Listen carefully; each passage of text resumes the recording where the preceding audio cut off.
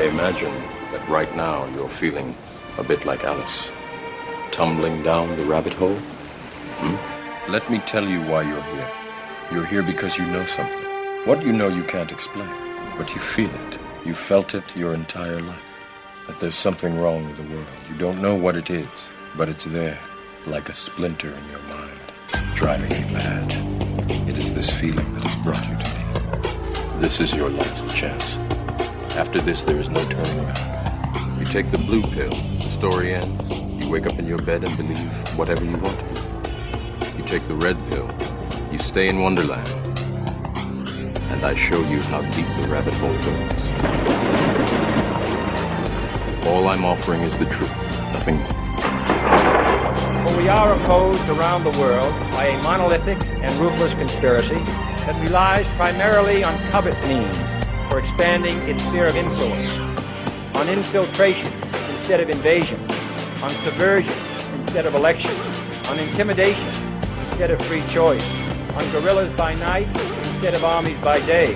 It is a system which has conscripted vast human and material resources into the building of a tightly knit, highly efficient machine that combines military, diplomatic, intelligence, economic, scientific, and political operations. Its preparations are concealed, not published. Its mistakes are buried, not headlined. Its dissenters are silenced, not praised. No expenditure is questioned, no rumor is printed, no secret is revealed. But I am asking your help in the tremendous task of informing and alerting the American people. And now, welcome to another episode of Down the Rabbit Hole. Here's your host from federaljack.com. It's Popeye. Ladies and gentlemen, welcome to another live edition. It is Tuesday, December 17th, 2013. I'm sure a lot of you are probably surprised to be hearing me because you all thought I'd be getting surgery today, as I talked about last week, but the date got moved up by a few days, so it'll be later in the week. So Thursday and Friday I'll be off this week and recovering from surgery, and hopefully by next Tuesday I'll be back in shape to get back on air. I know after Christmas of next week, I know the 27th, I'll be broadcasting live with my good friend Christopher Everard. Make sure you tune in for that. I was on his show yesterday. In case you guys didn't get a chance to hear it, you can go over to the archive section over on truthfrequencyradio.com, and you can listen. And by the way, I want to say something. You've heard me say here and there on air, hey, if you feel like donating, feel free to donate to Truth Frequency or whatnot.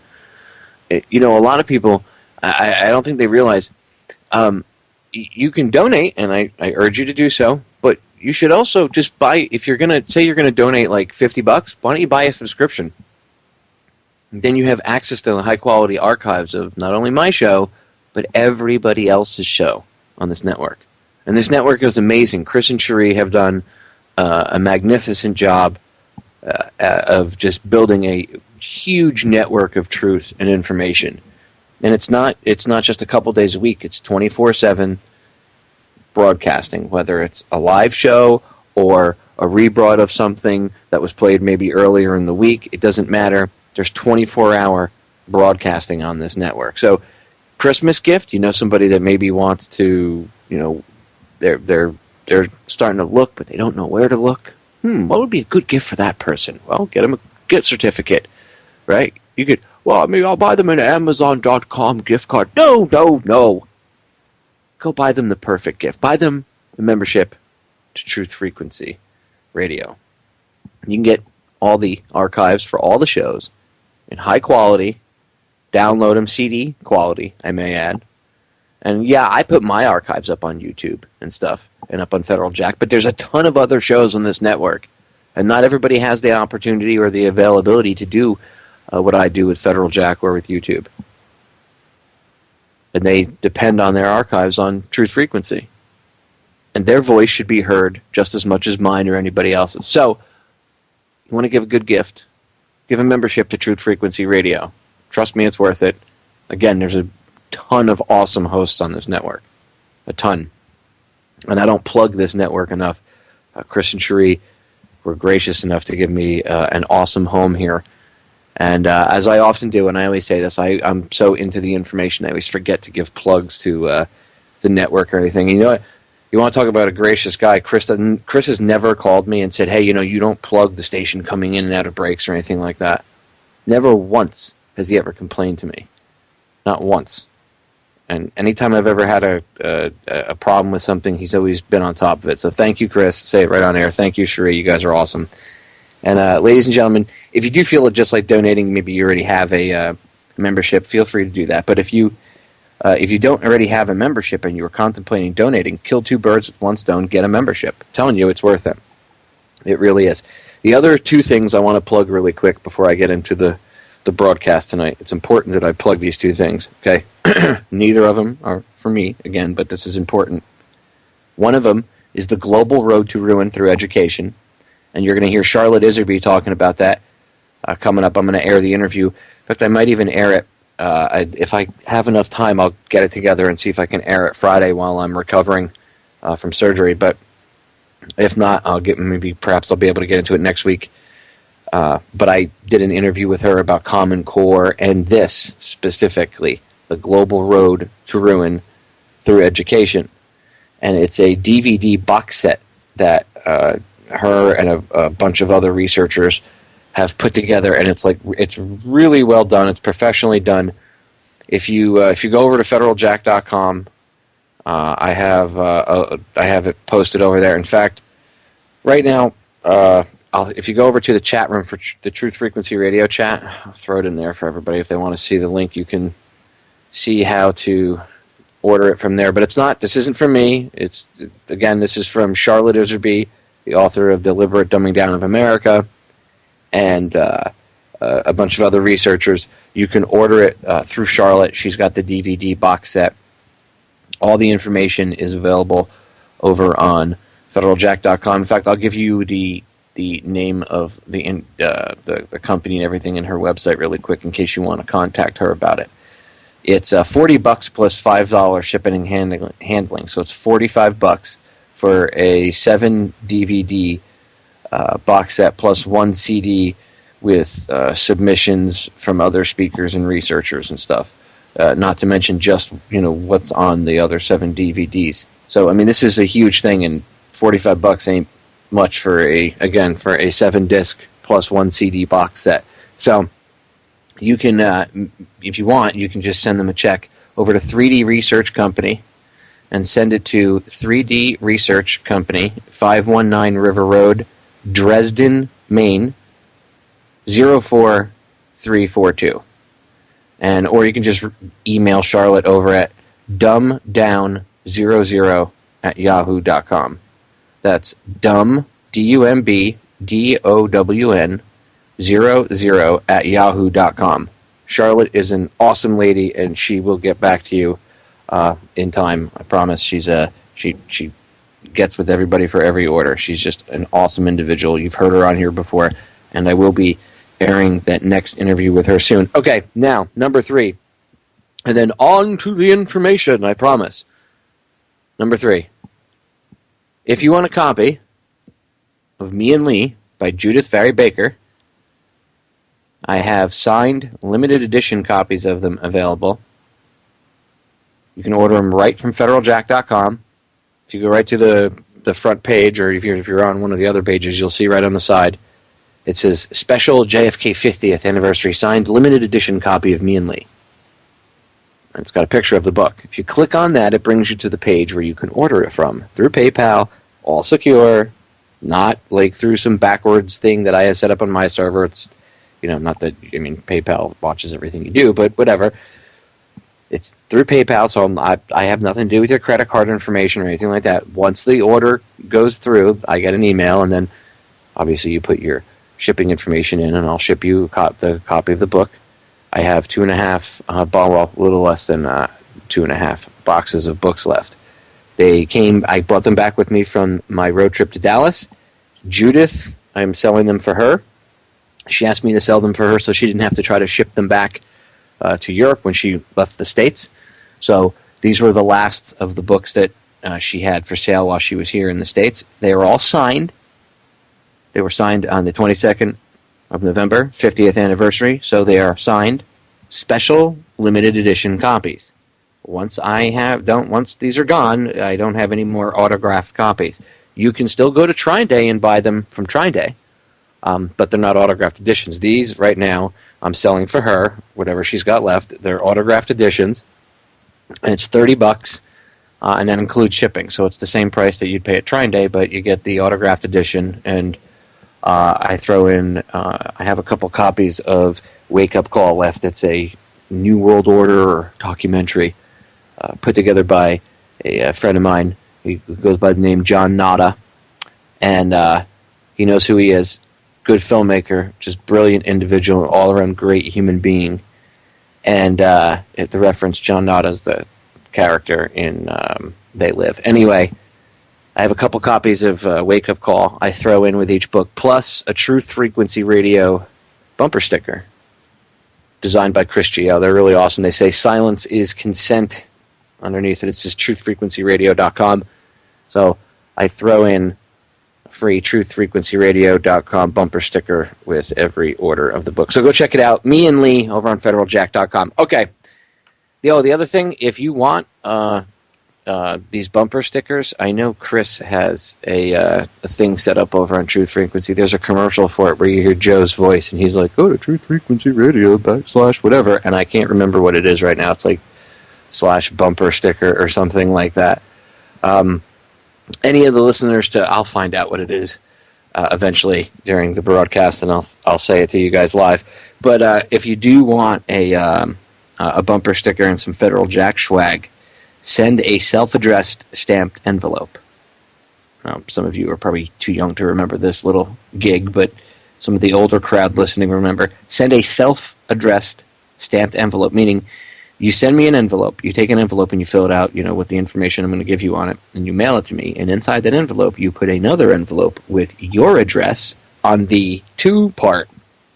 I'll fill out the return address, but you put your address and a stamp on it, so I don't have to pay for postage. And I will give you some Federal Jack business cards, federaljack.com / down the rabbit hole with Popeye business cards, and a truthfrequencyradio.com bumper sticker. And I will mail them to you. And it won't cost you anything. You just have to send me a self-addressed stamped envelope. Like when I was a kid, they used to do this. So send it to federaljack.com, P.O. Box 291-566, Fort Lauderdale, Florida, 33329. So that's federaljack.com, P.O. Box 291-566, Fort Lauderdale, Florida, 33329. Now, on to the information. And I had to get all that out there because, again, I've taken so many nights off the past couple weeks. And I never, ever plug anything, and I constantly forget to do things. So, by the way, I will be caught up on the archives. We're only 2 or 3 shows away, 2 shows in the Truth Frequency archives away from being caught up completely for you all. And in the archives on Federal Jack, I'm a few more behind because if you've noticed, I've upped the production value, but I will be getting all of them up. And even, I know I won't get all of them up before, at least on Federal Jack. I'm going to get the Truth Frequency archives up to date before I have surgery, but I'll get the Federal Jack archives about 85 to 90% up to snuff, and then over the course of the next few days while I'm recovering, I'll get the other ones rendered for you guys. But the first couple of days I'm probably going to be pretty useless because I'm going to be getting beaten up a little bit. I'm going to be getting some stuff done to one of my feet, and one of my ankles. I can't walk properly, and hopefully this will help me walk a little more like a normal human being and have a lot less pain in my foot. But the surgery I'm having is extremely painful, and it's kind of debilitating for a few weeks. So whatever, it is what it is. Hopefully everything will work out. So, on with the broadcast. Oh, by the way, and this is not a guarantee, because I have a few things I want to get through tonight, but if I have enough time, I might even open up the phone lines tonight. Might. So don't go calling in quite yet. If I have enough time and I think I'm going to be able to, I will let you guys know ahead of time. So just kind of bear with me. I have to see how much time I have. Okay, so in the promo for the broadcast tonight, okay, I said a few things. I said I was going to discuss a few topics, right? CIA crack slinging, the DOD waste, and what the F is Krampus. Well, there's a few other things I'd like to discuss as well as those three things. I just didn't have enough space on Twitter to fit everything. So I used I went with the 140 character limit to try to advertise the broadcast, but you know there's always so much more. So I'll get into the CIA crack slinging, I promise. I'll get into the DOD waste. I will definitely, I promise I will get into Krampus. Okay, there's probably people going, Popeye, what in the hell is Krampus? Oh, trust me, Krampus is creepy. Okay, Krampus is very real, too, by the way. The American version of Santa Claus or Saint Nick is the mild version, we'll say. I've talked about this before. You've heard me refer to Santa Claus as Satan Claus before, but people always think I'm joking around. Yeah, well, we'll get into that, I promise. But first, there's something else I want to get into. And it's something I often am forced to touch on here in the broadcast, and that would be the police state. And I just want to point out another glaring red flag that we, because this is a drum I will constantly beat, because there are people that will constantly say, oh, it's okay, it's for my safety, it's for my safety. No. We live in a police state, and now everything is a crime, and it's to the point where, cops spend more time and energy going after people that aren't criminals than going after and stopping real crime, like murder or rape or, assault, right? You really can't stop all crimes, but they're out making offenders of people that aren't even offenders. So what am I talking about in this case? Man is suing Manhattan Beach police for wrongly targeting him during a bathroom gay sex sting. And I guess this was out in California back in 2012. And this guy was targeted, because he was but he was taken care of. I guess they assumed he was in there looking for sex, but he was the caretaker of a special needs child who happened to be in the bathroom. I'll let the thing play out. I'm going to point something out too, but it just goes to show you how how many people did they waste? How much manpower was taken up the streets to scope out a bathroom for guys that are cruising for other guys in a public bathroom? Well, isn't there real crime to be stopped? Well, Popeye, that's horrific. Well, okay, maybe some people might not find it morally acceptable, and they might be, offended by it. But I don't believe it requires us to waste the efforts of at least 5 police officers. You'll hear at least 5 police officers, probably more, behind the scenes, dispatchers and whatnot. At least 5 police officers wasting that much energy and money and manpower and time on a sex sting in the bathroom. And then they beat the crap out of and target an innocent guy and besmirch his name. Listen to this. Manhattan Beach police being sued tonight. A man claims police wrongfully arrested and publicly humiliated him in a sex sting operation. KCAL9's Serene Branson is live in Manhattan Beach where the sting went down. Serene? Well, Rick, the 22-year-old South Bay man is federally suing the city of Manhattan Beach and their police department, saying that he was an innocent victim in this undercover sting that took place here along the Manhattan Beach Strand. It was all a very terrifying situation. Speaking to us from Philadelphia, where he's in school, Sam Couch says his picture was published by Manhattan Beach police after a bathroom sexting operation he says he had no part in. In March of last year, Couch says he was in the men's Marine Street restroom working as a caretaker for a 14-year-old boy with a disability who needed to use the bathroom. The boy noticed someone peering through a stall hole. Couch's attorney talking to us from San Francisco. Suddenly, the child bursts from the stall and runs up to my client and says, "There's a man looking at me." When they went to leave, Couch claims he was taken down. I was knocked to the ground, had my hands put behind my back. I had Some men putting their knees on the back of my knees so that I couldn't move my legs. I had other men having me in chokeholds to subdue me. No, I just got to pause it for a second because I want you to notice the one thing I wanted to point out to you. The kid ran out of the stall, right? That's what you heard him say. The kid ran out of the stall and said to the guy, "What? There's somebody peering at me through the stall, like through a hole." So he takes, what's this guy's first instinct? Is to take the kid that he's in charge of. The parents know, they know that this guy's taking care of and watching their kid. It's not like he kidnapped him. And his first instinct is to get that kid out of danger. So he goes to take him out of the bathroom, and they tackle him. He didn't do anything wrong. How about the pervert scumbag police officer that was peering through the stall watching the kid? Obviously, if you took 2 seconds to look in, you'd see it was a kid.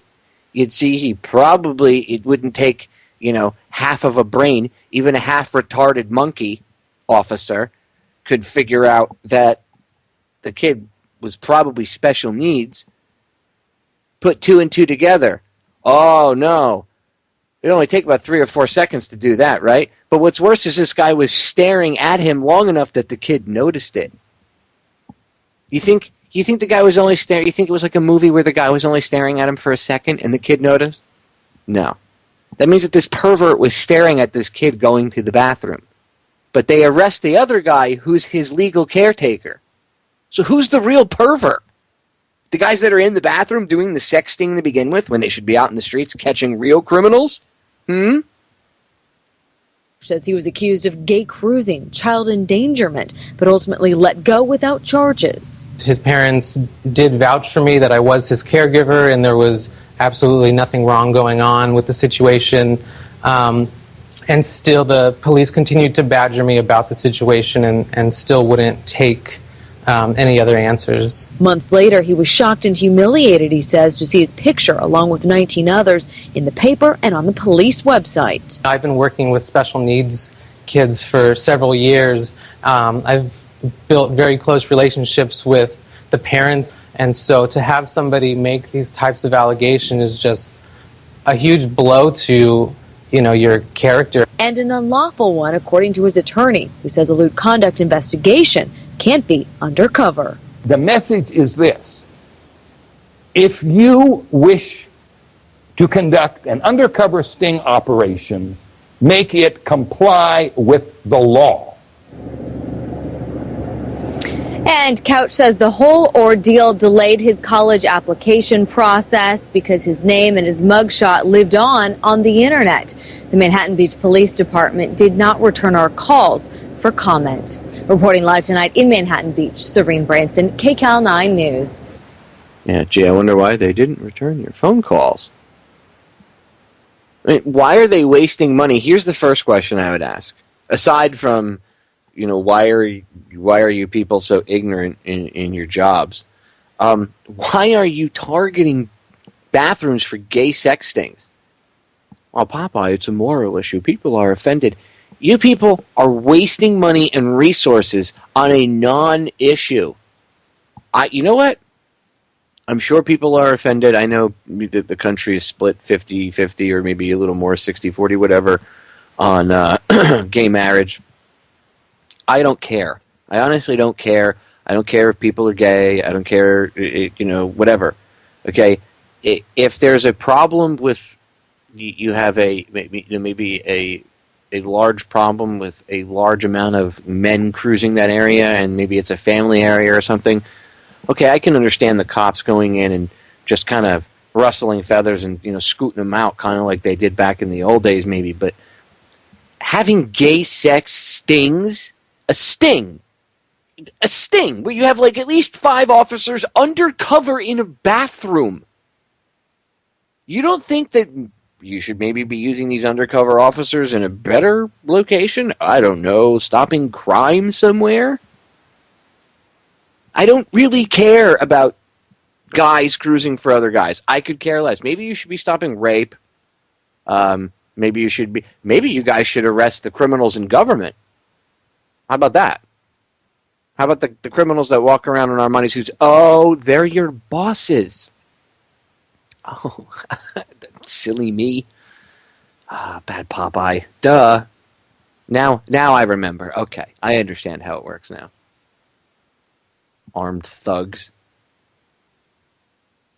Just, it's a waste of taxpayer money. As taxpayers, people should be pissed. But the problem is, there's a lot of people that, with something like this, people might not want to come out publicly, even if they're for it. They might not want to publicly put their name for it because, these guys were cruising for, sex in a bathroom. So you see how it's easy to target things like that? Did they really stop any major crimes from happening? Were there really any victims? Were there? Did they stop anybody from being victimized? I don't know. They think they did. Was it necessary to tackle the guy and beat the crap out of him? I don't think so. Well, I guess they do. But that's standard operating procedure now. They just beat the crap out of you. There is no more, hey, get on the ground. Do you have to tackle the guy if he's not being violent or resistant in any way, shape, or form? Really?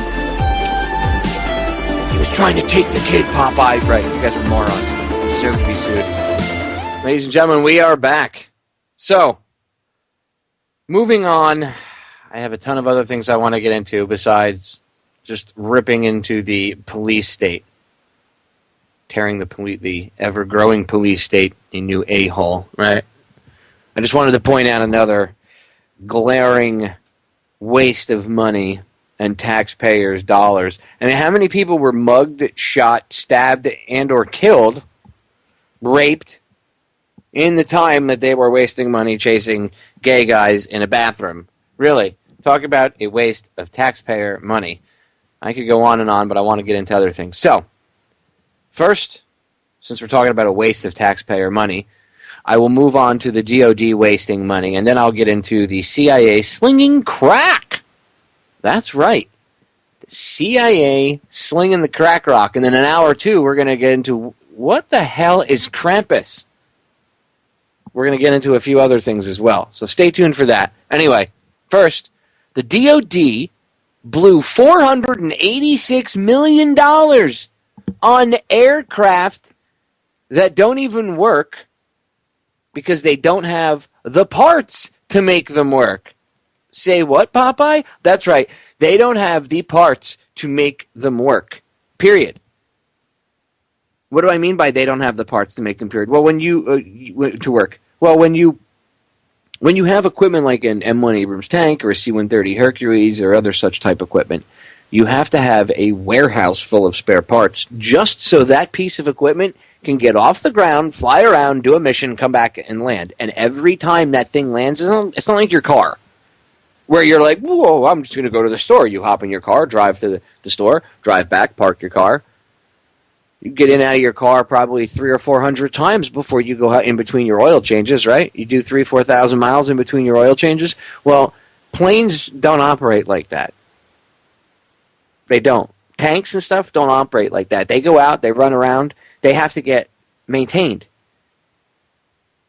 They have to get looked after. It was one of the problems they had with the initial invasion of Iraq, that the invasion force outran the supply line. One of the reasons they had such problems. Anyway, I know, they'll tell you that everything went hunky-dory. Anyway, these things cost money. A lot of money to maintain. It costs a lot of money to make these things run. So, how did the DOD blow $486 million? And mind you, this is only one little, tiny, infinitesimal little example of how they waste our money and how this war of terror for the past 12 years has been ridiculous. People, come on. I have this argument with people all the time. The economy is not bad because of war spending, Popeye. It's bad because old people and people on disability are just, they're a burden on the system. Really? You mean none of these politicians and this isn't a burden on the system? Here, let's see what they spent $486 million on. Shall we? that the U.S. government wastes huge amounts of money in ridiculous ways, like it has money to burn, is no big shocker. But here's a pretty disgusting instance of it. In 2008, the Defense Department spent $486 million to buy 20 Italian-made twin-propeller military transport aircraft called G-222s to give to the Afghan Air Force. And 5 years later, they're basically rusting heaps of scrap metal. The U.S. bought the aircraft to help the Afghans support their own military when we leave them to the mess over there. But according to a letter by John Sopko, Special Inspector General for Afghanistan Reconstruction, no one bothered to buy spare parts for the aircraft to help meet operational requirements. He said another $200 million was needed in order to make sure these things could actually fly. But no one bothered to think that through. And it turns out the Italian-made planes aren't even cut out for the hot and dusty environment in Afghanistan. And so the Department of Defense ended the G-222 program. So the aircraft only ended up flying for a total of 234 hours. That translates to more than $2 million an hour. They were supposed to fly for 4,500 hours. That's why the government spent so much money on them, because they were supposed to be used a lot. But in actuality, they're sitting on a tarmac at an airport in Afghanistan and at an Air Force base in Germany. That is a colossal waste of taxpayer money, almost $500 million. And now the Inspector General plans on running an investigation into the total amount of money spent to procure, operate, sustain, and dispose of the G-222s, and to evaluate what went wrong and how to prevent it from happening again. And that paper-pushing, posture-filled investigation is going to cost taxpayers even more money. So here we have all of our politicians all spiffed up in their suits and flag pins and getting in front of any camera they can to talk about misspending money on food stamps and healthcare and other stuff that people actually need, when all the while they're blowing billions in the defense sector on crap we don't even use. Like we have money to burn. If anything should be burned, it's them at the stake for wasting our hard-earned money. Tonight, let's talk about that. Now, do you need any more examples? I mean, I could sit here and list off example after example after example. I mean, the whole war is just a waste of friggin' money. How much money do we spend? How much money do we spend on war versus healthcare? Real healthcare, not Obamacare. Let's get rid of Obamacare for a second. Let's just take that out of the equation. Can you imagine if we actually did care about this country? Because I don't have a problem with giving the residents of this country free healthcare. Oh my God, Papa, you want people to have free healthcare? Oh yeah, I know I'm a dick. I want other human beings to be okay. Yeah, I'm a real jerk-off for that. Anyway, I don't have an issue with giving people in this country free healthcare. I don't have an issue with tax money going to that. I'd rather it go to that than the military-industrial complex. See, that's the problem. The amount of money that's spent on war spending each day. I think it's something like $6 billion a month is spent in Afghanistan. Something like that, like $6 billion or something like that a month is spent in Afghanistan. I mean, how do you spend $6 billion? I couldn't spend $6 billion in my lifetime. Oh, you could, Popeye. No, I couldn't because I'm frugal. I was raised to not be wasteful. I mean, that's ridiculous. It's just absolutely insane. It's like something like $6 billion. $6 billion. Can you imagine that? Even if my number's wrong, maybe if it's a little less, but even if it's more, and I'm being quite conservative about the number. Can you imagine? What could you do with $6 billion? What could you do in your personal? Let's sit down. I'm going to personalize this for a second. This is an issue I have to drive home. What could you do with $6 billion? What could you do in your life with $1 million? Think about that. What kind of good could you affect in your life and maybe your loved ones' lives? Your mother, your wife, your husband, your girlfriend, your boyfriend, your father, your brother, your sister, uncles, aunts, cousins, grandma, grandpa.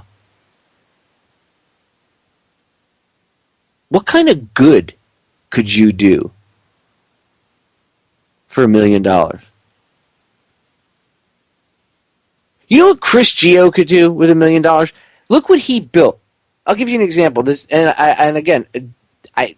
I'll use truth frequency because it's just a perfect example, perfect physical example. He built this network with like nothing, barely anything compared to, the mainstream media, all this. He built this network. And look what's provided to you all with the radio stream and everything else, and the chat room and the website, all the hosts, everybody volunteering their time for nothing, pennies compared to the mainstream media. Literally, donations from the good people out there that listen, like you all that are tuned in right now, are what made this network possible and what make it still possible. Can you imagine what Chris could do with $1 million? Now, look at what they're spending per month. What do you think you could do with $1 million in your life? Tell me, what do you think you could do? You think you could maybe buy your mom and dad that home you think they deserve because they've been busting their asses their whole lives? Or maybe you lost one of your parents. Maybe mom is gone. Maybe dad's gone. And it's only one of them left. And you think mom or dad should have a house. Don't you think it'd be nice to buy your parents a house? I know I wish I had $1 million because first thing I would do, I wouldn't take care of any of my stuff. The first thing I'd do is I'd go buy my dad a huge mansion. Whatever he wanted, wherever he wanted. Not huge, opulent, waste of money. I shouldn't say mansion, but I'd buy him a nice big house. Something he could call his own. And a golf cart to drive around in it if he needed to. If I had the money. How many people wouldn't want to do that for their parents? How many people could buy all kidding aside about the golf cart driving around, how many people could buy a decent house for their loved ones? With $6 billion. What could you do with $1 million? What could you do with $6 billion?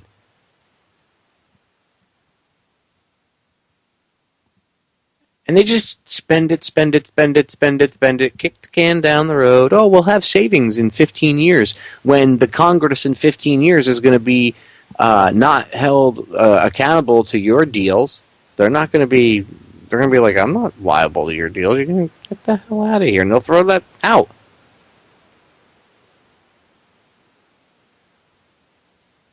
So there's no savings. Chucky Schumer thinks that veterans should take a 1% cut in the benefits pay. Oh, yeah. He doesn't think Congress should. He thinks Congress already took enough cuts. But he thinks veterans, oh, well, you should take a cut. Oh, really? We should take a cut, Chucky, huh?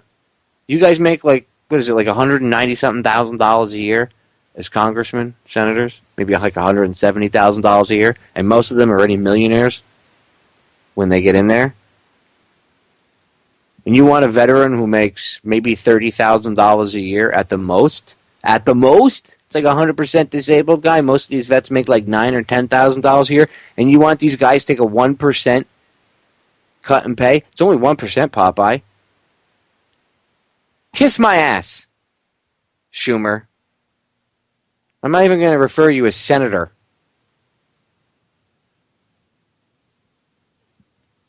D-bag. Ugh. 1%. How much money do they waste? Why am I harping on this, people? Because everybody out there, if there's one thing, everybody, I don't like politics, I don't like this, I don't like that. Economics. It's the one thing that nobody can argue doesn't affect them. I've had this conversation with people where they tell me, economics doesn't affect me. Whatever the government does with money doesn't affect me. And I just look at them, you're brain dead if you think that. Anybody with even a half a heartbeat and half of a pulse understands that economics affects you. This is absolutely ridiculous. If you don't care about soldiers dying and veterans and everything else, okay, put all that aside. We'll put all that aside. Let's look at the brass tacks of it all. Money. How much money is being wasted and spended on this war?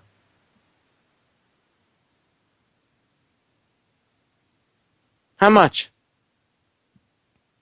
How much money are we wasting? I mean, besides the future of this country with the younger generations and everything else, how much money are we wasting? We're putting ourselves into debt, chasing a phantom that doesn't exist, and not an endless enemy, because there could be terrorists anywhere. Oh my God, they're in your sock drawer. Oh my God, under your couch. Oh my God, in that cardboard box. Run! Ah, terror! Never-ending terror! Ah! Never-ending faucet of money into the military-industrial complex's mouth. That's what this is. And driving out to Dallas, I saw so many broken down, decrepit-looking roads. I saw potholes in roads the size of, Volkswagen Beetles. I saw bridges that I thought were going to fall down. Literally, I saw stuff that was old as dirt.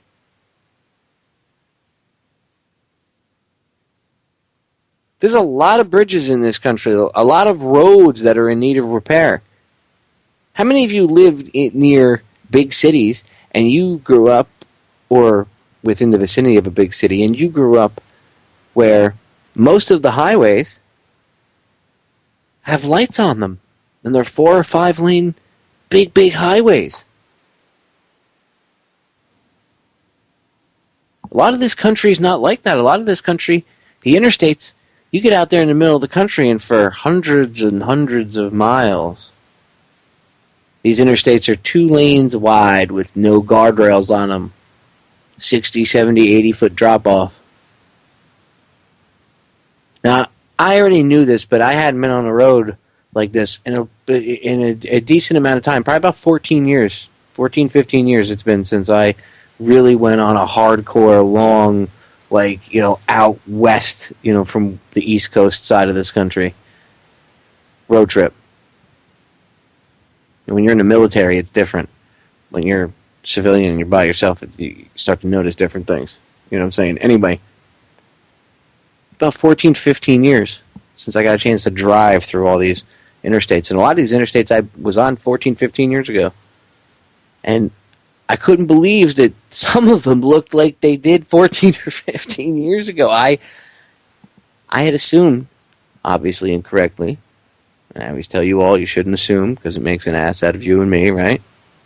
But I had assumed that because I see the roads getting wider down here where I live, and I see roads getting wider in other places, that they must have naturally, because of all the road traffic, they had to have put, a 3rd or 4th lane in.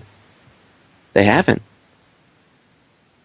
A lot of these interstates are the same as they were when they were laid and built back in the 50s and the 60s.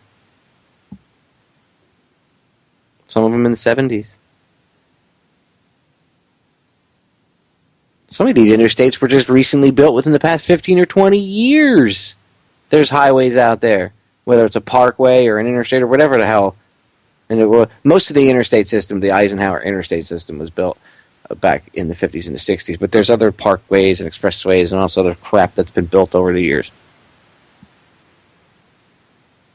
But some of the stuff that's been built since the 70s and stuff hasn't been properly maintained. Where's all that money going? How come there isn't How come when you take one of these highways across, like, out through up through Louisiana or up through let's see, you're on I-10, Interstate 10. How come it's 2 lanes for most of the highway on either side? Why is it like it was back in the 50s and the 60s? Why is it still just as wide as when they first built it? Why? Doesn't make any sense. Why? Why? Where's all the money going? I want you to think about that. Where is all the money going? You constantly hear them say we have to give money to all these foreign countries like Egypt and Israel and all these other countries. Buy them stuff, give them. And by the way, just when it's not that we always cut them a check. A lot of times we give them equipment. We buy them military equipment. At an inflated price, I'm sure. But all that money. How about all the money we've wasted in bombs and missiles and in equipment and ships and planes and training the troops and equipment for the troops, boots, combat gear, all of it. All that money that we didn't need to spend on that stuff. See, I want the veteran stuff. No, they earned it. You signed a contract. Now, if you don't needlessly put them in harm's way to begin with, then you won't have a massive influx of veterans. So you don't attack the symptom, you attack the problem, which would be you putting people in harm's way for profit. How much money did we spend on bombs, rockets, tanks, bullets, planes, ships, and everything else, blowing things up in everybody else's country, setting humanity back, not taking a step forward in our evolution at all? Nope.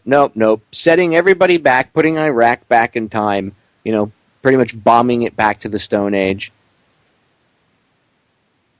Keeping Afghanistan in the Stone Age. Afghanistan was starting to, there are still certain parts of Kabul, I guess, that are somewhat more modern, but nothing, it doesn't, if you look at pictures of what it used to be and what it is now, you can see it's been bombed backwards too. So, kept in the Stone Age. How much money, let's set aside that. I know people, what about the human lives? I've covered that a bazillion times. I'm going at the angle of economics right now, because that's the one thing that seems to affect everybody. I mean, all this affects us on different levels, but this is the one thing that people seem to pay attention to, is their wallet. So how much money could we be spending on maybe, making 4-lane highways, safer highways? Because the amount of traffic and the amount of people we have on the roads now is more than these roads were built for.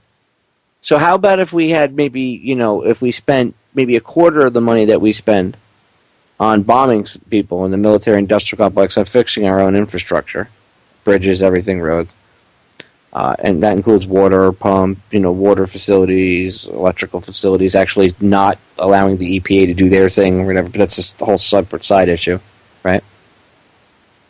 How much money is wasted on killing and death when it should be used here at home? How much? How much? Go do the math. I'm not going to sit here and do the math for you. It's billions and billions and billions and billions and billions of dollars. If you want a number, sit down, take an hour out of your super busy day, because I know Dancing with the Stars relaxes you, but you know what? Stop. You're wasting time. Sit down with a friggin' pad and draw a line down the middle. Do some quick math, do a little whatever search engineering, and you look up, figure out however much money total to go with what they admit to spending, because obviously they've probably spent way more. Obviously they have spent way more, not probably. They have spent way more that you don't know about. But we'll say go with the official number supposedly spent to date. I'm sure you can find it in like a 5-minute search on just the war in Afghanistan. Or, better yet, war in Afghanistan, war in Iraq, add them up. Not to mention bombing Yemen and all that stuff. Just war in Afghanistan, war in Iraq. Might be labeled under war on terror, but try to make sure it's Afghanistan and Iraq added up together. Okay? Get a total number. Then I want you to realistically think about how many homeowners there are in this country. How many people who are underwater in their mortgages right now? Go look up the numbers of how many people are losing their homes. I'm sure there's probably some total somewhere, some round number of how many people are completely underwater with their mortgages or in trouble with their mortgages in this country as a whole. They'll probably give some round number out. Compare the two, money-wise. Like how much money out there in underwater mortgages and stuff. I'm willing to bet that 10% of the money that we've spent on these two wars, just 10%, could have paid off everybody's mortgage in this country. Everybody. I'm willing to bet. Just 10%. Probably even less. What about healthcare? Real healthcare. I'm willing to bet that 10% of the money spent in this total war of bullshit, because that's what it is, I'm willing to bet that just 10% of that, 10, 1-0, I'm willing to bet just 10% would cover health care for everybody. Proper health care for everybody in this country. I'm willing to bet for less than 25% you could upgrade the bridges, the roads, everything that need to be, all the tunnels, anything. All from East Coast to West Coast, from north to south in this country. But we don't spend it on that. No, we spend it on bombs that can kill you, accurate, I use the air quotes, accurate within, a couple feet via laser, supposedly. They're working on bullets that can chase you around corners. Because, hey, that's important. What about a cure for cancer? What about a cure for homelessness? You could pay off all the mortgages and buy all the homeless homes for probably like 25, 30%, maybe not even 30. I'll say 25% of the money they've spent in the war of terror. Think about it. Maybe that'll hit you. If you don't care about the politics, the dead people, and anything else. Maybe the economics of it will hit you. We'll be right back. Ladies and gentlemen, welcome back to hour number 2 here on tonight's live edition of Down the Rabbit Hole. I'm your host, Popeye from FederalJack.com. It is December 17th, 2013. What do we got, 8 days before Christmas? The Christmas holiday. Oh, I'm going to be wrecking Christmas for some of you tonight. Oh, I'm sure I'll get hate mail over this one. Yes. Before hour 2 is over, I will have gotten into Krampus and just what the hell Krampus is. All I'll say is, you better not... how does that go? You better not cry. No, you better not shout. You better not cry. You better not pout. I'm telling you why. The Satan Claus is coming to town. No, it's Santa Claus, Popeye. Look, if you have kids that might be in earshot that still believe in jolly old Saint Nick, then you should perhaps get them out of earshot. You might not want them to hear this information about Krampus. You might not want them to hear the information about Christmas and the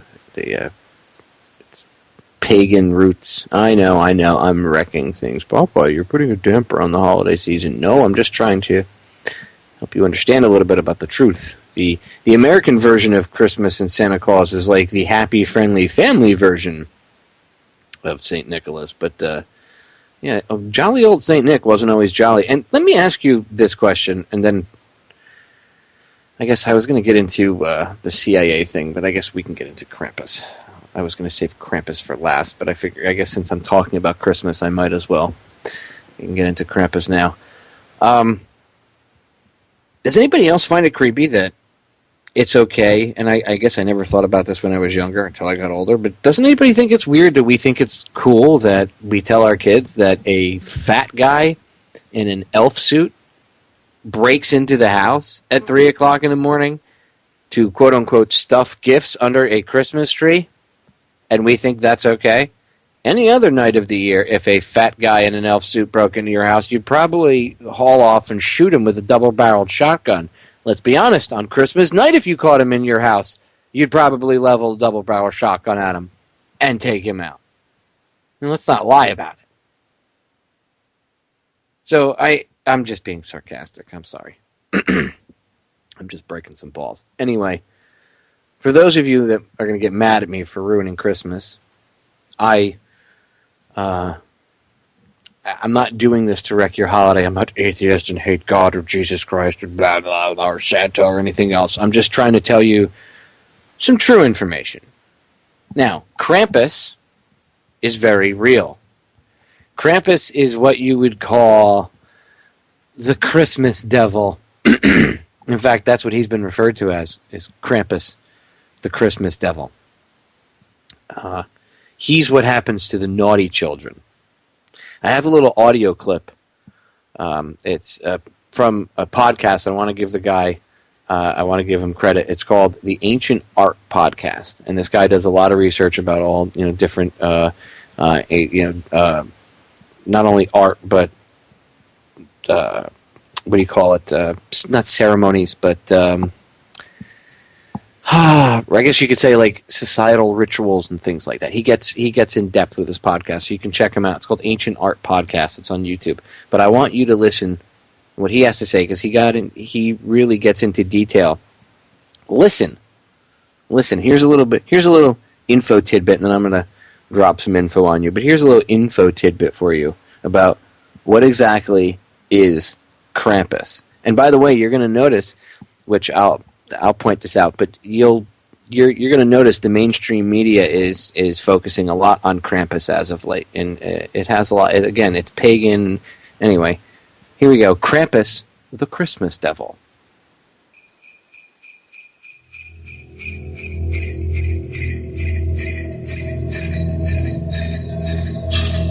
Gather round, young flock, and prepare yourself for an alternative tale of that old mystical elf who goes from house to house on cold winter nights, visiting sleeping children who've been naughty or nice. 'Twas the eve of St. Nicholas, when all round about a silence so deathly was lurking throughout. High about the peaks in the Austrian snow came a fiend with St. Nicholas, whom naughty children well know. Coarse pelts of goat hair as its grim sickly mantles, and a sharp wicked crown over hem's horns much like antlers. Red tongue stretching long as a slithering snake that can strike and tear flesh, children's blood does it slake. It's the night of the 5th of December kids fear, when the judgment of children looms frightfully near. For the beast of the holiday weighs your virtue and vice, and doles out its tortures based on naughty or nice. 'Tis not falsehood this tale of the great Christmas devil. Since the dawn of the ages in the wild man we revel. Be warned that indeed his name you should know, for it's Krampus today who may well steal the show.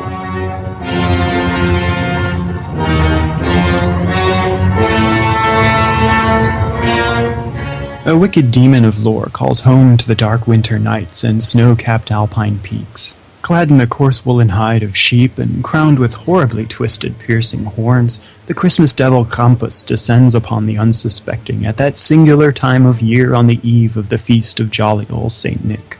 Krampus, or for the Americans, Krampus, can be traced back centuries and is regarded mostly as an Austrian legend. Good day, mate. Yeah, no, Austria.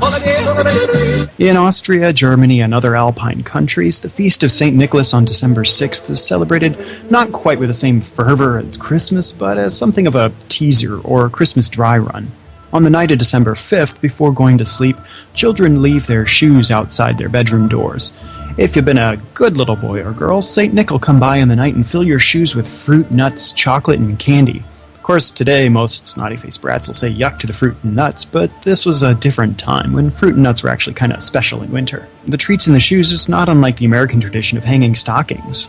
In both cases, we have footwear serving as a vehicle for an early Christmas treat, and at least in my household it was. The stockings were always fair game at 5 a.m. Christmas morning before the elders would get up. Of course, if you've been naughty, see aforementioned snotty-faced brats, then we might expect a lump of coal in the stocking. Well, a hard lump of coal would be too good for the rustic Germanic youth. No lashes doled out by the devilish Krampus are what you deserve. Grasping a switch of birch sticks to beat disobedient kids and a sack or basket on his back to drag off the especially naughty ones, Krampus is a Yuletide reality as much as Santa Claus himself.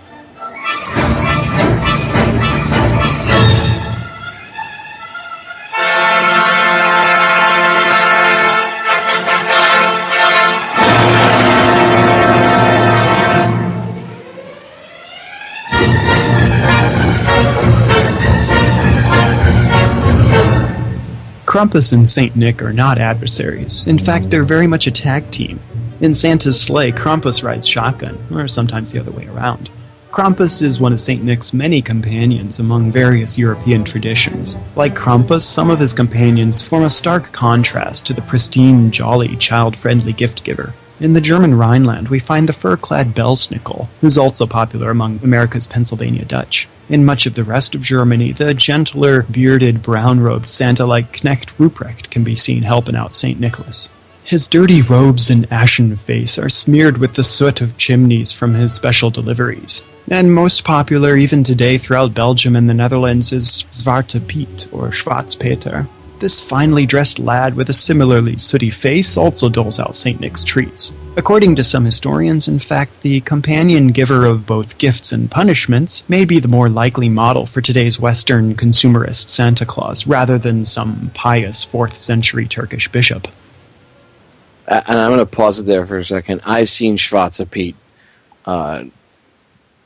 firsthand in the Netherlands. The first time I was in Amsterdam with my wife, we were there for the celebration, and kids dress up in little white kids. They put blackface on and they run around in the street dressed as Schwarze Piet, Black Pete, and to me it's got this, but also because he's Santa's helper or servant or whatever.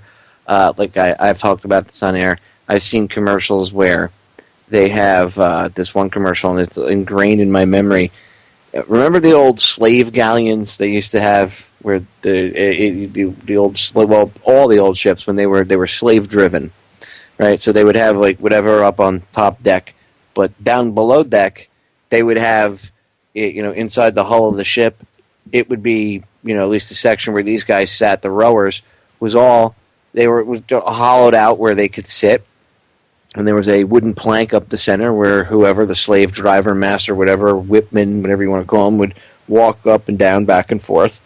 And, they'd have 100 or 200 guys rowing, and that's what they'd be doing. They were slaves just rowing the ship, right? And they would just obviously row. It kind of makes you wonder, row your boat? Anyway. So, I'm looking at this commercial, and I see this, it's the inside of a slave ship, or the inside of a ship, right? One of these ships, not so much carrying just slaves, but say carrying goods, merchant ship, whatever, cargo ship. But it's human powered, and there's like 50 or 60 of these little Schwarze Piets inside of the ship, rowing. And Santa is walking. By the way, Saint Nick over there, good old Saint Nick, the same one that runs around with Krampus. He's dressed like the Pope with the mitre hat, the gown. He's got a staff, everything, except he's all red. I kid you not. And he's walking up and down this plank with this mitre hat on, this robe, and this staff, and 60 black guys rowing a boat. Now, I don't know about you, but the first visual I got, I looked over at my wife and I said, I can't believe this is on television. Now, to them, and I asked, there's a lot of people, a lot of the people in the Netherlands, at least a lot of the people that I saw that were there, that were black, were from Suriname. And even the other European people that say they were from Germany or whatever, if they had come over, that were black, I asked them if they got offended by this. You get in conversations while you're sitting in a coffee shop or a pub or whatever, and I would ask them, does that bother you? Because in America, I know people would be in the streets flipping over cars, burning buildings to the ground for things like that. People be getting shot. You couldn't walk down the street like that in certain areas. You'd be murdered for things like that.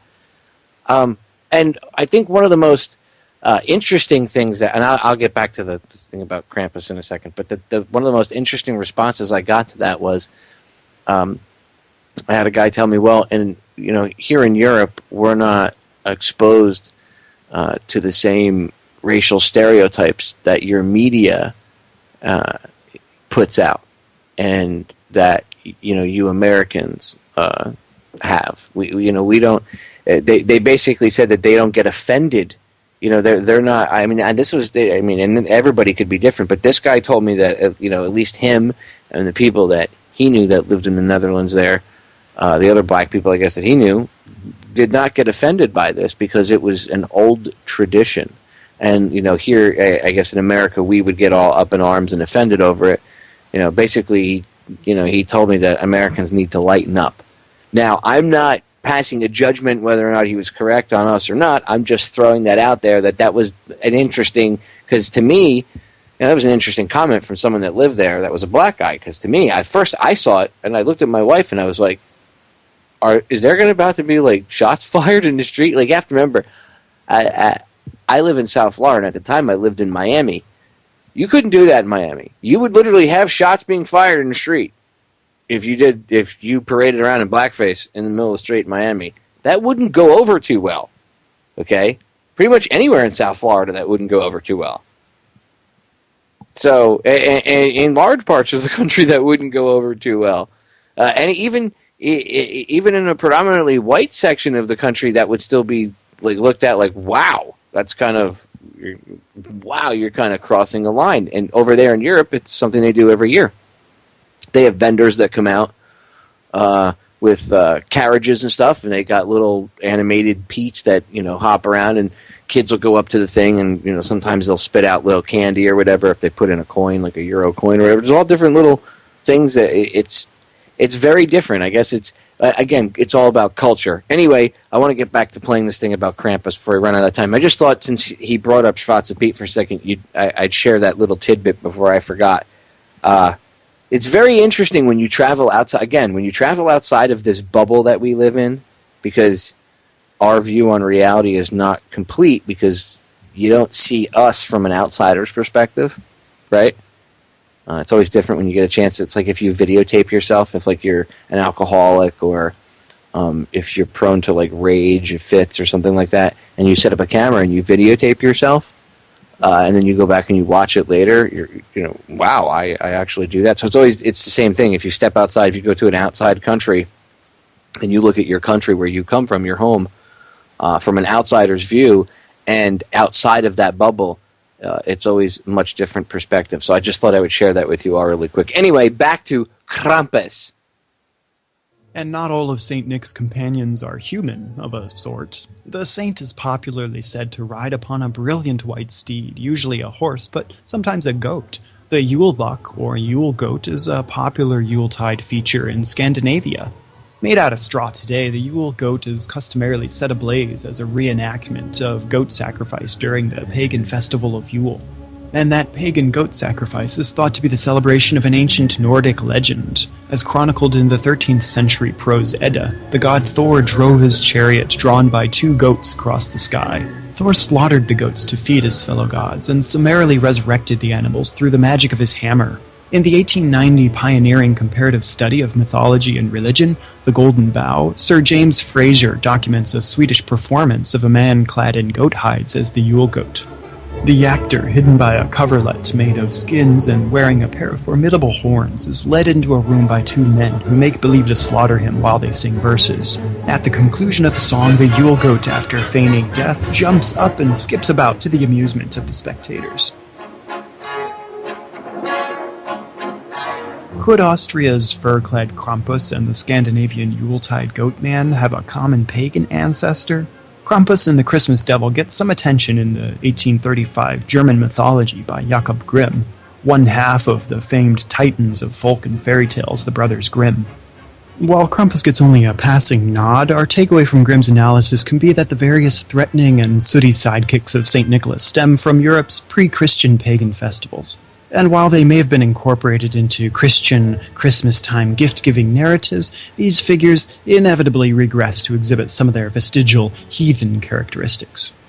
Despite the Church's best efforts to stamp out or convert these old-world pagan elements, Krampus is alive and well during the Feast of St. Nicholas. Krampus enjoyed an especially popular revival in the early 20th century as a fixture on greeting cards. Customarily expressing Gruß from Krampus, greetings from Krampus, these cards served as something of a cautionary tale against the perils of misbehavior. We generally see Krampus exacting his punishment on naughty children, stealing them away in baskets or shackles, threatening them with his switch, and pulling on their ears. Inscriptions tell the recipients to be brav, obedient, or they reprimand the unlucky, weil's du schlimm warst, because you've been naughty. And still today, on the night of December 5th, amidst glowing candles and glorious aromas wafting through traditional Christmas markets in charming Austrian old town centers, rambunctious young men don costumes of fur, chains, bells, and horns to become Krampus for one exciting night of the Krampuslauf. You might call it a Krampus parade or the running of the Krampus. The Krampuslauf's not only extremely popular in present-day Austria, but it's even making headway in American cities like Philadelphia with KrampuslaufPhiladelphia.com. The American Krampuslauf justifiably takes on a family-friendly nature. In the Austrian Krampuslauf, however, unfettered by American litigiousness, people would be well advised to keep their distance, as Krampus won't hesitate to invade your personal space, and that can mean some serious wallops from a stinging whip. With his bad boy attitude and devilish good looks, Krampus also enjoys the reputation of being something of a ladies' man. Well, I gotta pause it again for a second. Not for nothing, but if some moron dressed up like the devil or a demon came up to me with a switch and tried hitting me, or did hit me, the next thing he would be doing would be looking up as he woke up, because I would knock his ass out. I'm no fun in haunted houses. When they get up in your grill and they get up and, it's okay for about 5 or 6 seconds. Like I had a girlfriend who, this one dude came up and he had a chainsaw with no chain on it. And he was up in her face for like 15 seconds and she was literally crying. And I was like, all right, man, you scared her. And he like overdid it. And I grabbed him and I pushed him back. And I told him, now you're crossing the line. I asked you to back off and you kept coming up on her, and she was already cowering up on me, crying her eyes out. And it wasn't like overreacting. It was really, he'd been doing it for like 15, 20 seconds. At first I laughed. I let her get scared. Ha, ha, ha, she's scared. Afterwards, so if some schmuck in a Krampus outfit came running up to me with a switch, he'd be pulling the switch out of his ear amongst spitting chiclets, which would be his teeth. I mean, can you imagine, people dressed up in demon costumes, right? I mean, I understand that people have no idea what they're celebrating, but they're dressed up in demon costumes, running around with switches, whacking men. Grown men dressed as Krampus, a demon, devil, whatever, goat man. Notice the goat, Baphomet, sacrifice, rituals all throughout the whole explanation. Don't worry. We'll be getting into this stuff more in broadcasts throughout the next couple days and next week, even while I'm recovering. And Christopher Everard and I are going to be getting into the occult stuff deep. He's going to bring that audio piece on, by the way. I've talked about where it's a bunch of Satanists. You've heard me refer to it plenty of times, and I said I was going to dig it out, but Chris is coming on, and he's going to dig out the audio piece where they're invoking. It's a bunch of Satanists, and they're trying to invoke Tiamat, and in doing so, they're also praying to and trying to invoke Enki, one of the Anunnaki.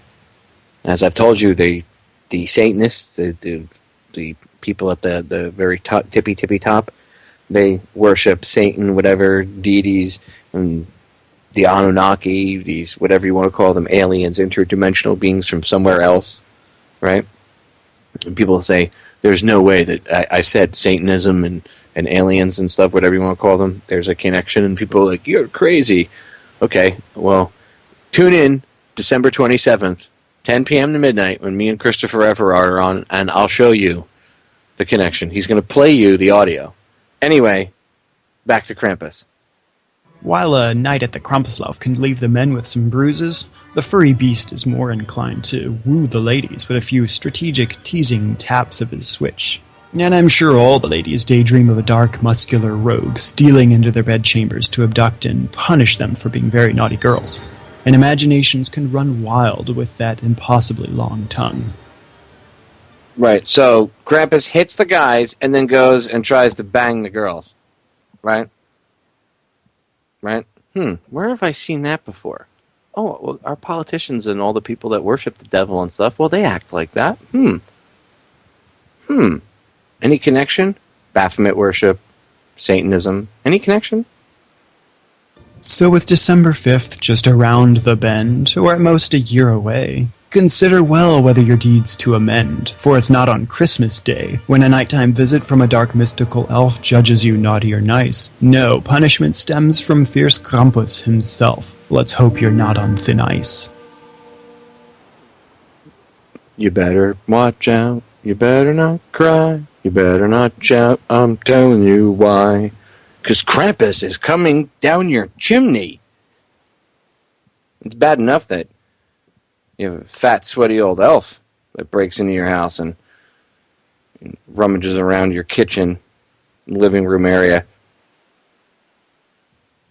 Then you find out that he's based off of a character named Saint Nicholas. And you go, oh, Saint Nicholas. Oh, it sounds Saint Nicholas. It sounds so noble and nice guy. Whoa, this guy's got a demon for a pet that rolls around with him and spanks little kids and with a switch. And you notice he says he carries a bag with him to carry off the children, the worst children. What do you think Krampus does with the bad children? Do you think he takes them to Krampus's house and smacks them around a little bit more and then lets them go? We didn't never really get into the darker explanation. The kid does a good job of explaining and doing a basic overview. As I said, I will be getting into the more darker occult aspects of this stuff. But as you can see, the Christmas tradition, as you know, is a pagan tradition. And I know people get mad at me when I say this, but Jesus was not born on December 25th. From my research, he was born somewhere around the spring. And he was not born on December 25th. You could say I'm going to burn for saying that, and Jesus is going to be mad at me. If I'm wrong, I'm wrong, whatever. But Christmas is not what you think it is. And again, you can see the church, when the Roman Catholic Church was taking things over, they have to incorporate. They have to take other religions, other things, and they have to kind of mix their ceremonies with other ceremonies. It's the way it works. Alexander the Great did it. I know. It's very in depth, and I just don't have enough time to get into it. But we'll get into it further in other broadcasts. Anyway, break coming up. Stay tuned. CIA crack slinging when we get back. We are back, ladies and gentlemen. Final segment, tonight's live edition. Again, Thursday and Friday, I will be off. I will be recovering from surgery. But do not fear, the radio show will not stop. I will continue. The reason I'm actually keeping you guys informed about this time is because the last couple of times I've had surgery, I've never told anybody. I kept it quiet. And until that very night when I came on air and had surgery. And the last time I had surgery, I actually came on air that night. And I was all out of it. And I didn't explain until about halfway through that night that I was banged up because I had surgery. So, and a lot of people, and then I took a couple days off, and people thought I was quitting my show and all. So it was just so drama. So, I don't have. Yes, I have people that can stand in, but you don't have a production team like some of these other people do. I'm my own producer and everything. So, long story short, I'm keeping you all informed this time. so you all know what the dealio is, and you all know what's going on. So as I said, Thursday and Friday I'll have I'll let you all know if you follow me, if you have Twitter or Facebook, follow me on Twitter and Facebook. I have 2 Twitters and 2 Facebooks. Okay, I have one for Federal Jack, and then I have one for the radio show. So the one for the radio show is, for Twitter, it's at Federal Jack, real simple. And then for Twitter, it's at DTRH _ Popeye. So at, the little at symbol, DTRH _ Popeye. That's the Twitter one. And then the other one's at Federal Jack. Those are the 2 Twitter handles. If you're on Facebook, Federal Jack has a fan page, Fed Jack, FED space JACK, real simple, Fed Jack. Go to the fan page, get almost 10,000 likes. Although Facebook blocks everything, so that really doesn't matter. And you could also, if you look me up, you can find me under Popeye Federal Jack, because Facebook wouldn't let me make an account without using your last name. And it wouldn't let me put Popeye from Federal Jack or Popeye of Federal Jack. So just look up, if you're on Facebook, Popeye Federal Jack, and you'll see me there.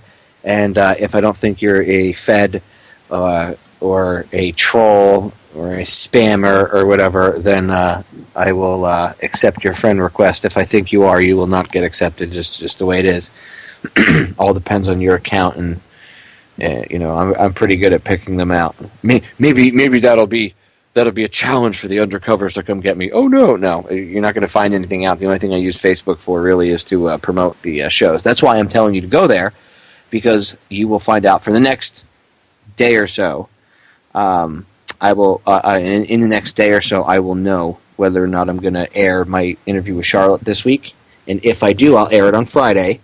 And so pay attention to the Twitter and the Facebook, because that's where I'll let everybody know, hey, this Friday I'm going to air blah, blah, blah, blah, if I have a chance to get the editing and everything finished, because I have a lot to get ready for before I have surgery. So it is what it is. Anyway, just stay tuned for that, because everybody is always asking how they can get in touch with me, how they can follow me, how they can listen, this and that. There's a lot of ways that you can tune in. The easiest way to listen to me is there's 2 easy ways, actually. It's not the easiest. There's 2 easy ways. You can either go to federaljack.com, which is my website. There's a listen live page, and it's got links to Truth Frequency, and it's got a player, a flash player with Chris's stream in it, and it's got Chris's chat room in there. It's the same portal to the chat that's on Truth Frequency. Or go to truthfrequencyradio.com. That's truthfrequencyradio.com. And go to the chat room up at the top in the header there. Click on the chat room header, chat room tab, and it'll bring you to the chat. And there's a flash player there.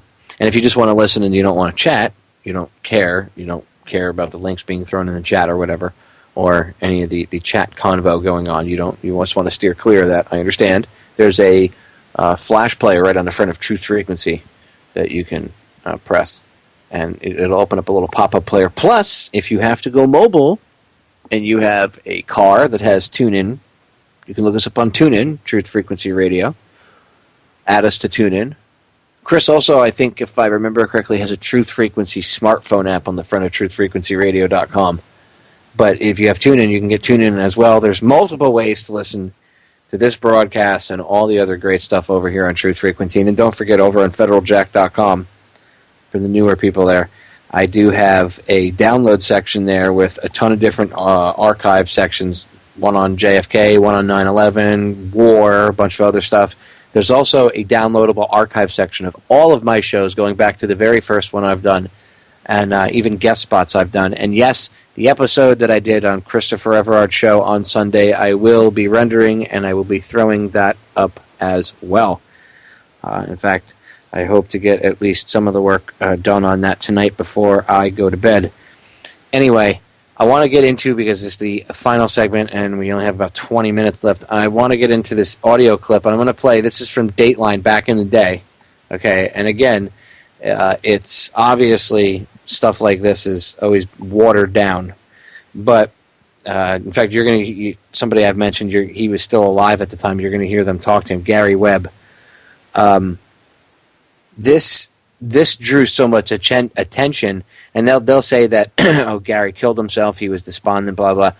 I think this drew too much attention to this reality that the CIA was slinging crack, and it just created too much of the public noticing at that time, and obviously he had to go amongst other people dying too. But anyway, and I know it's a bit watered down, but you need to hear at least what was aired, and then I'll interject here and there.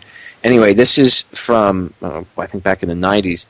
This is Dateline, and this is them talking about it's the two pieces, and you'll hear them get into everything, and you'll hear them talk to Freeway Ricky Ross, and but it's just more evidence that not only does the CIA deal drugs, but more importantly, as I've talked about before, this is the CIA slinging crack.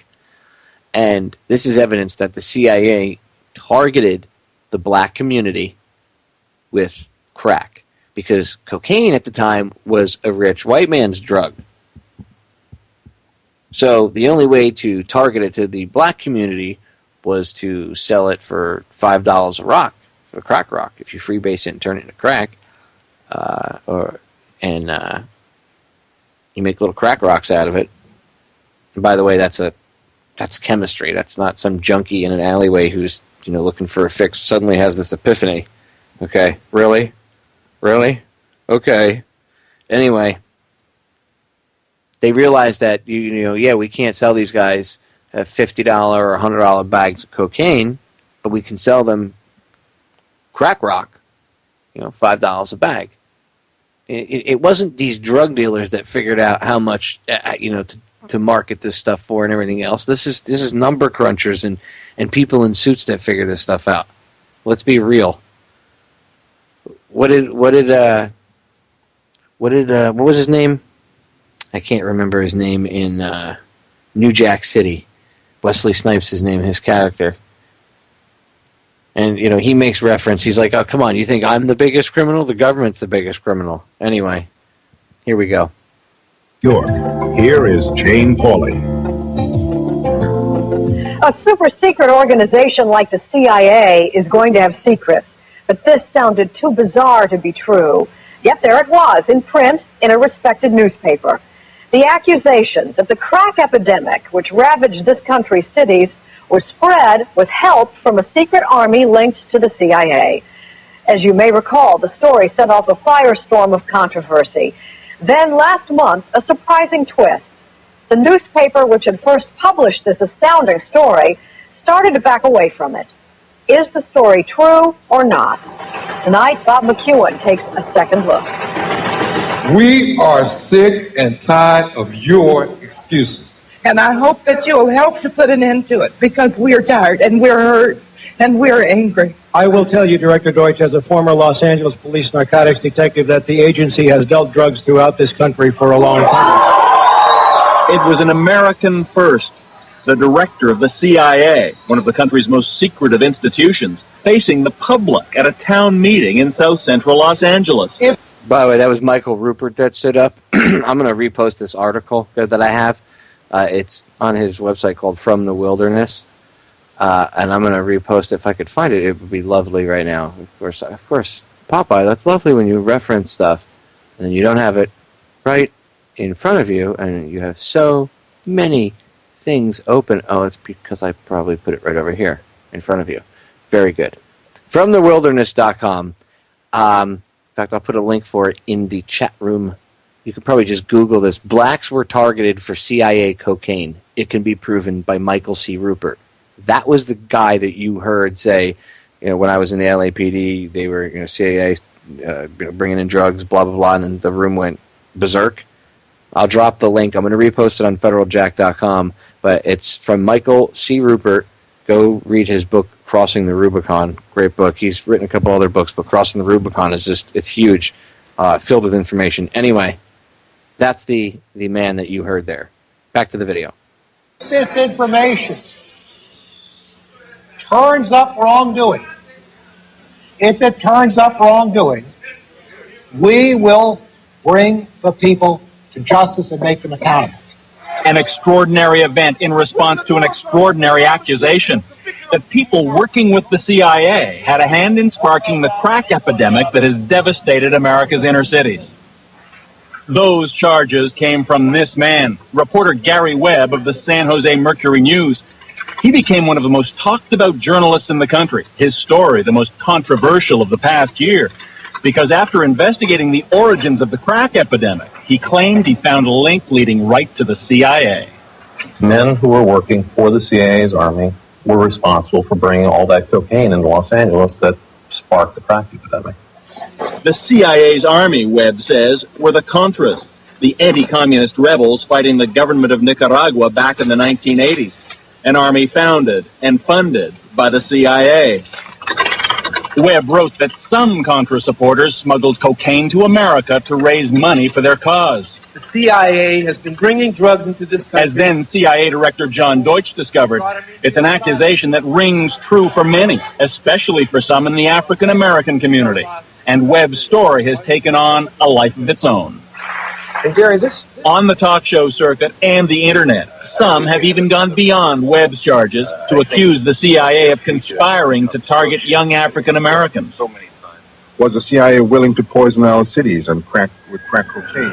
On the basis of what you learned, do you believe that there was a conscious decision, a meeting where someone sat down and said, we're going to poison the youth of Black America and here's how we're going to do it? No, I don't. These guys were looking to raise money, and I don't think it mattered to them where they did it. They just went where they could raise the money. That's Gary Webb that was talking. Now, I'll stop it there for a second. I do think that they targeted the black community. In fact, I know they targeted the black community. As I said, cocaine was a rich white man's drug, but $5 crack rocks weren't. And it's a way to drag them down. Look at the black community back in the 50s and the 60s. Look at the leaders they had. Martin Luther King Jr. You wonder why they shot him? How different do you think things would be? Do you think that there'd be rappers running around rapping about bitches and hoes? Do you think people like Bill Cosby, and although I don't get along with everything, I don't really like everything Bill Cosby says, and he could be racist himself. He was right when he chastised black parents for not raising their kids right and allowing their allowing their kids to walk around with their pants around their ankles. He chastised kids for walking around with their pants around their ankles. And what happened? Suddenly he got all these people coming out against him. I think if I remember correctly, he had some sexual harassment charges from some woman come out of nowhere, right? If Martin Luther King Jr. and people of his ilk were alive and in charge, do you think that this crack epidemic could have been possible? If you look at the bigger picture, if you understand things like the King Alfred plan, whether it's fictional or not, it's realistic enough and matches the modern-day FEMA camp rules, or plans, I should say. But if you notice, even in Rex 84, who were the first people they round up? Black people. So don't tell me that the black community is not targeted, or the Latin community, or middle-class white people. They are. Of course they are, or the middle class in general. Remember, they break everybody up into small segments. They target it. It's easier to target communities one by one by one, right? You have to think like they do, ladies and gentlemen. Anyway, back to the audio. Gary Webb says his stories were largely based on the testimony of a drug dealer with Contra connections who became a U.S. government witness. But 9 months after the series was published, the controversy continues. Some of the heavyweights of American journalism have examined Webb's work and found it reckless, often wrong. Just this week, Webb was pulled off the CIA story after his own executive editor admitted the articles oversimplified the origins of the crack epidemic and left out important conflicting evidence. He also wrote, I feel that we did not have proof that top CIA officials knew. But despite the evidence to the contrary, Gary Webb insists his stories were substantially accurate. And many Americans do seem willing to believe that their own government could have been involved in drug smuggling. So was the U.S. government involved in any way? Dateline decided to take a second look. Crack use spread like wildfire in the early 1980s. And in Los Angeles, a drug dealer known as Freeway Ricky Ross was in the middle of it. Prosecutors called Ross the Walmart of crack. He made millions in the early 80s dealing to Los Angeles street gangs. Police say he was among the first to take expensive cocaine powder and cook it into low-cost, highly addictive crack, then distribute it through the gangs. Webb says Freeway Ricky helped trigger an epidemic of human misery. It's destroyed our community. All the black men are in prison, most of us. Rick Ross is now serving a life sentence for cocaine distribution. The women are still strung on the drugs, kids without fathers, without mothers. And honestly, how much responsibility do you have for that? A lot. A lot of it was my fault. I played the game. Police in Los Angeles say he virtually cornered the crack market, thanks to a steady supply of cheap cocaine. A pipeline so good that Ross was able to introduce crack to other cities using his gang contacts, and to make himself, he says, a very rich man. 6 shots fired, tag. On your best day, how much money did you see? A couple million, 2, 3 maybe. A day. On a good day. How many days like that were there? A few. Quite a few. Rick Ross's drug supplier did have connections to the Contras. Dateline has been able to confirm that from former Contra leader Eden Pastora. And Pastora admits he received some aid from that drug supplier. But Pastora says he was not aware of any CIA drug connection. So we asked Gary Webb, where is the evidence the CIA knew of any drug dealing? You have to define the CIA. If you're saying that people who are working with the CIA know they were doing it, yeah.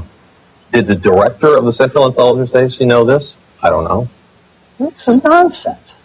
Now retired, Dewey Claridge was the CIA's man in charge of Central America in the early 80s. He insists the agency had nothing to do with any drug trafficking or with any cover-up. Oh, except for CIA planes crashing in other countries loaded with cocaine and weapons. You search engine that. But remember, this is, again, from the 90s. Oh, don't give me the conspiracy bullshit. Come on, you're a more intelligent man than that. Oh, personal attacks? Ad hominem, sir. Come on. I mean, come on. Listen, there has never been a conspiracy in this country. Never? Really, sir? People get charged with it every day. He just lied to you. There's never been a conspiracy in this country, so 2 or more people have never gotten together to do something bad in this country?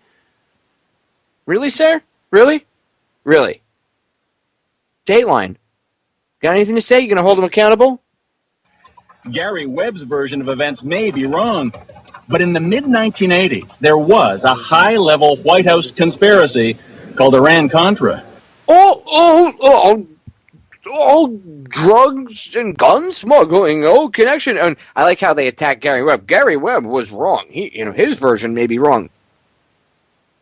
Gary Webb was not wrong. And it was actually worse than he even thought. But he was not wrong. Whatever you believe, Gary Webb's stories have revived interest in an issue that's been simmering since Ronald Reagan was at the White House. Were U.S. government officials aware of drug smuggling in and around the Contra movement? And did they simply choose to ignore it? One U.S. senator says, absolutely. There's no question in my mind there is a complicity in the flow of drugs into this country, period. A Senate investigation led. Yeah, and the best part is, who said that? Just in case people didn't catch the voice, it's John Kerry. Hey, John, you still You still going after the CIA for drug smuggling? What? What? Smuggling arms and drugs in Benghazi? What? Huh? By John Kerry of Massachusetts, found that individuals who provided support for the Contras were involved in drug trafficking, and that one or another agency of the U.S. government had information regarding the involvement, either while it was occurring or immediately thereafter. Incredibly, according to Senator Kerry, smugglers even used the U.S. government's own airlift operation at El Salvador's Ilopango airport to get cocaine back across the American border.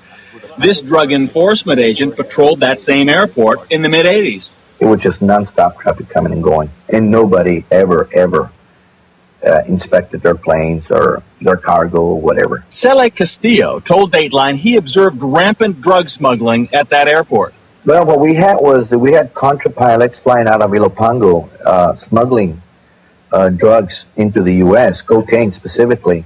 He claims the smuggling was so open it had to be condoned by the U.S. government. Castillo says planes would arrive filled with supplies for the Contras, then leave carrying cocaine for America, bound for military airfields in Florida and Texas, offloaded out of sight of the law, then shipped to California and other points in the U.S. And there's more. Castillo says when he reported all of this to his bosses at the DEA, he was told to ignore it. So you were told point blank? Point blank, stay away from it. It's a covert operation being run by the White House. In a letter to Dateline, the Drug Enforcement Administration said it has vigorously investigated, and no evidence has ever been found to substantiate Mr. Castillo's charges. As for the CIA, it's denied ever aiding or condoning drug smuggling. Reports were reaching the highest councils of our government, in the White House and in the Justice Department. There is no question of that. I can document that. The White House and Justice Department disputed Kerry's report at the time, but he still believes some government officials turned a blind eye towards drug dealing in the mid-1980s, after the time at the heart of Gary Webb's stories. There were no indictments or prosecutions, and ultimately those allegations of drug smuggling became just a footnote in the scandal known as Iran-Contra. According to Kerry, at the time, American officials were more afraid of the evils of communism than the ravages of crack cocaine. I'll tell you, South Central Los Angeles and every other city in America are owed an explanation. People knew that drug trafficking was getting mixed up in the flow of weapons. People knew there were bad types involved in this operation. They didn't turn off the spigot. That's plain and simple. The CIA is reviewing the charges made by Webb and says it will conclude its investigation by the end of the year.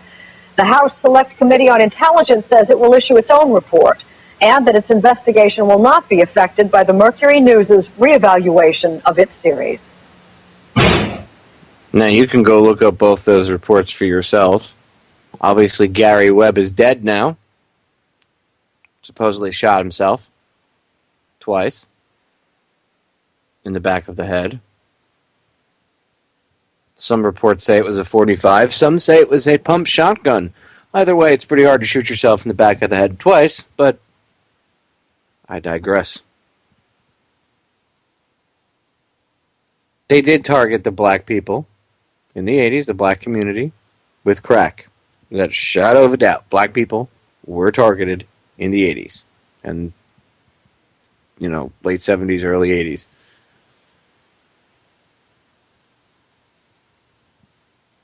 Without a shadow of a doubt. And I'm sure someone's going to message me and tell me that pissed them off and they didn't like that or whatnot. Or I lose credibility. I saw that comment the other day that I lose credibility when I say without a shadow of a doubt. Well, there is no doubt. The CIA did it. And if they were running drugs back in the 80s, it means they're probably still doing it today. By the way, where's Senator Kerry? Where's that huge investigation into drug running and smuggling and dealing and all that by the government in the 80s? Oh, Senator Kerry's, where are you now? Skull and Bones? Skull and Bones? Kerry? Where are you now? Whoa. What? Where do you work?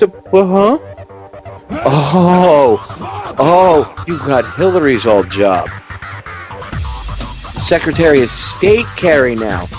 Think he still has anything to worry about with the drug dealing? Think he's still pissed off about it? Still think he's against it? Maybe we should ask him.